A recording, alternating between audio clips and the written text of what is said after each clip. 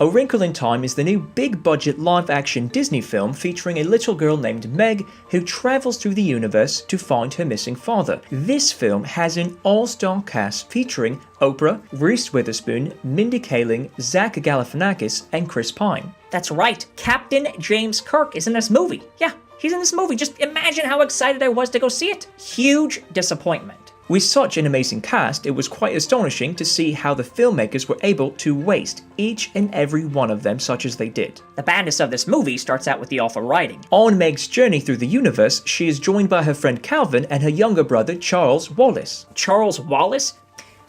Let's see, how can we make a brainiac 6-year-old kid even more pompous? Oh, I know, give him 2 first names. They are shown the way by 3 magical beings known as the Misses. Mrs. Whatsit, Mrs. Who, and Mrs. Witch. Yes, those are really their names. The group travels to other planets by ways of tessering. Yes, it is really called tessering, like a tesseract, get it? And they journey to 3 planets, where they gain knowledge on how to find Meg's father. Planet 1, Where's my dad? We don't know. Let's go here instead. Planet 2, where's my dad? We don't know. Let's go here instead. Planet 3, Where's my dad? We don't know, but we can't stay here because it's just too evil. You keep looking though. This movie should not have been as bad as it was. I mean, it had so much potential. You had an unlimited universe to play with, but no, they just sucked the life right out of it, just like the It. Oh, did I mention that the evil force in the movie is called the It? Well, it is. The novel that this movie is based on has been influential in the creation of many other films. Unfortunately, all the story elements have been executed better in those other films that this book inspired. Everyone says the novel is unfilmable, and it turns out that they were correct.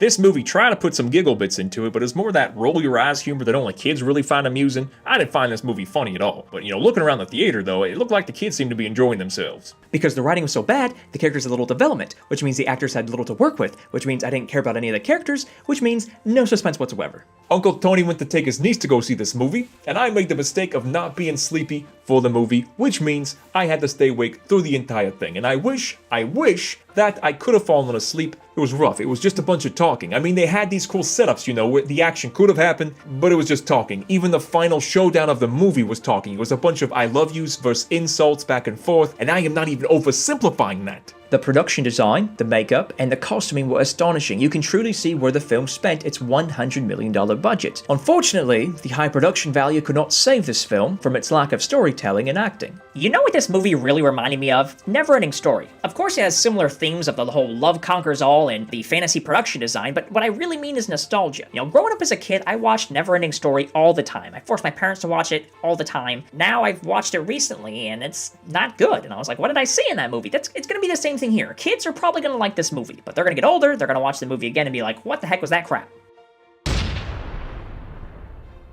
The production values were great, the music was good, but the story and the acting, it just ruined everything. 3 out of 10. A Wrinkle in Time? Nah, more like a waste of time. 0 out of 10. I didn't care about any of the characters whatsoever. I didn't care about any of the perils the characters were put in. 1 out of 10. The kids in the theater were laughing, and ultimately I think that's who this movie was made for, so 4 out of 10. Because this movie made me nostalgic for the bad movies I loved as a kid, I'll give it a 4 out of 10. Oh, nostalgia.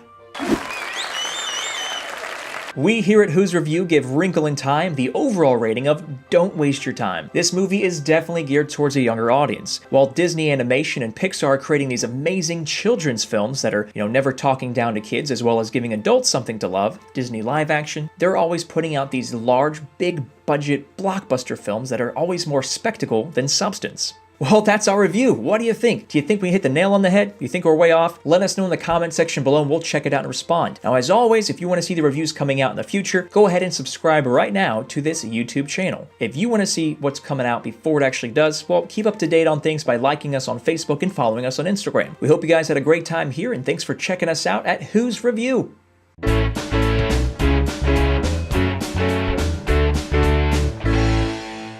Planet 1.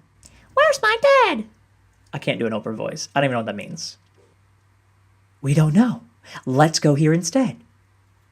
That's about as good as you're gonna get.